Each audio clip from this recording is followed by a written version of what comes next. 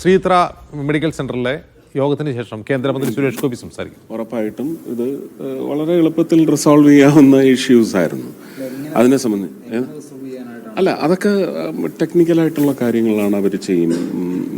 ഈ മെഡിക്കൽ ഉൽപ്പന്നങ്ങളുടെയൊക്കെ പ്രൊക്യൂർമെന്റിനെ സംബന്ധിച്ചൊക്കെ ഗവൺമെന്റ് ഓഫ് ഇന്ത്യ റൂൾസ് ഉണ്ട്, ഗവൺമെന്റ് ഓഫ് ഇന്ത്യ പോളിസി ഉണ്ട്. അതൊട്ടും ഫ്ലൗട്ട് ചെയ്യാതെ ഉള്ള രീതി അവലംബിച്ചുകൊണ്ട് തന്നെ ഈ പറയുന്ന കാലതാമസം ഒരു ഡെലിവറൻസിൽ എന്താണോ ഒരു ഡെസിഗ്നേറ്റഡ് ഡെലിവറൻസ്, അത് ഒരു വീഴ്ചയും വരാതെ പേഷ്യൻസിനൊന്നും ഒരു രീതിയിലും ഉപദ്രവം ഏൽപ്പിക്കാത്ത തരത്തിൽ റിവൈവ് ചെയ്യാനുള്ള എല്ലാ നിശ്ചയങ്ങളും ആയിട്ടുണ്ട്. ഇന്നിപ്പോൾ അതിനെ സംബന്ധിച്ച് അവരുടെ പുതിയ എഗ്രിമെന്റും കാര്യങ്ങളും എല്ലാം സൈൻ ചെയ്ത് ഒരു അണ്ടർസ്റ്റാൻഡിങ്ങിൽ എത്തിക്കഴിഞ്ഞാൽ ഒരാഴ്ചക്കുള്ളിൽ എല്ലാം നോർമലൈസ് ചെയ്ത് വരും. അല്ല, ഈ പുറത്ത് അങ്ങനെ വന്ന അത്രയും വലിയ ഇഷ്യൂസ് ഇല്ല. ഉള്ളത് എല്ലാം റിസോൾവ് ചെയ്തിട്ടുണ്ട്, എല്ലാ തീരുമാനങ്ങളുമായിട്ടുണ്ട്.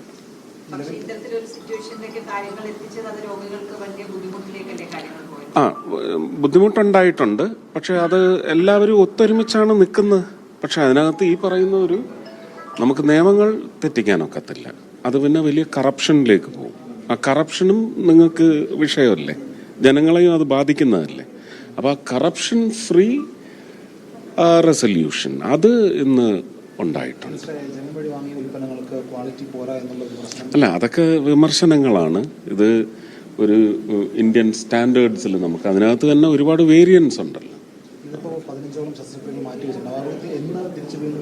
അല്ല, ഇന്നെല്ലാം സാങ്കേതികമായി ക്ലിയർ ചെയ്ത് കഴിഞ്ഞാൽ ഒരാഴ്ചക്കുള്ളിൽ നോർമലൈസ് ചെയ്യും. പക്ഷെ നാളെ മുതൽ അതിന്റെ പരിഹാര മാർഗങ്ങളെല്ലാം പ്രാവർത്തികമായി തുടങ്ങാൻ പറ്റും. അതിനെ സംബന്ധിച്ച് നാളെ മുതലല്ല, നാളെ മറ്റന്നാൾ കൊണ്ട് സപ്ലൈസ് വന്നു കഴിഞ്ഞാൽ തുടങ്ങാൻ പറ്റും.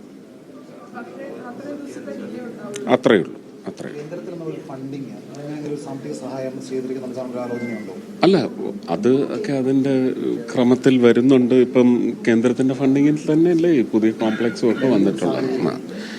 അല്ല, അതിനെ സംബന്ധിച്ച് എനിക്ക് പറയാനൊക്കത്തില്ല. മിനിസ്ട്രി ആയിട്ട് റിലേറ്റഡ് ആണ്. ഞാൻ ആ വകുപ്പിന്റെ മന്ത്രിയല്ല.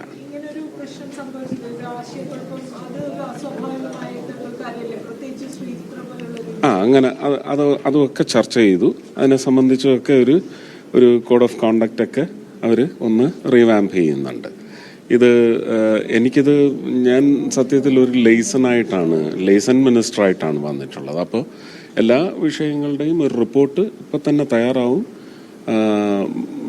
ഫിനാൻസ് മിനിസ്ട്രിയിൽ പോകേണ്ട റിക്വസ്റ്റ് പോവും. CSRന്റെ കാര്യത്തിലുള്ള സപ്പോർട്ടിന് അതിനെ സംബന്ധിച്ചും ചർച്ച ചെയ്തിട്ടുണ്ട്. ഇതെല്ലാം സ്മൂത്ത് റണ്ണിങ്ങിന് വേണ്ടി എന്തൊക്കെ ആവശ്യമാണോ അതെല്ലാം ചെയ്യും.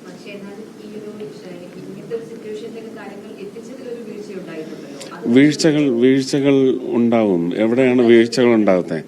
അല്ല, അതൊക്കെ അവർ പരിശോധിച്ചോളും. നമുക്കിപ്പോൾ അതല്ലല്ലോ വേണ്ടത്, റീവാമ്പ് ചെയ്യണം അല്ലേ. അത് എത്രയും പെട്ടെന്നാവണം. അത് സാധ്യമായിട്ടുണ്ട്.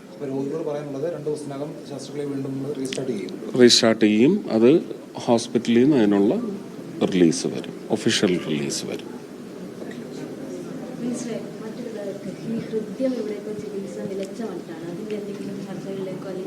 അതും ചർച്ചയിൽ വന്നിട്ടുണ്ട്. അത് ഞാൻ ആ റിപ്പോർട്ടിൽ വരുന്ന കാര്യങ്ങളെല്ലാം കേന്ദ്രമന്ത്രിമാരെ അറിയിക്കും. ഞാൻ ഡോക്ടർ വീണ ജോർജിനെയും ഞാൻ കാലത്ത് വിളിച്ച് സംസാരിച്ചിട്ടുണ്ട്. ആയുഷ്മാൻ ഭാരത്, അതിനകത്തുള്ള പെൻഡിങ് പേയ്മെൻറ്റ്സിൻ്റെ കാര്യം എല്ലാം സംസാരിച്ചിട്ടുണ്ട്. ഹൃദയത്തിൻ്റെ എനിക്ക് തോന്നുന്നു ഏകദേശം സോർട്ട് ഔട്ട് ചെയ്തിട്ടുണ്ട്. ഒരു 8 ലക്ഷം രൂപയുടെ കാര്യത്തിലാണ് ഓഡിറ്റ് ഡിഫറൻസസ് ഉണ്ട്, അതും അവർ പരിഹരിക്കുന്നുണ്ട്.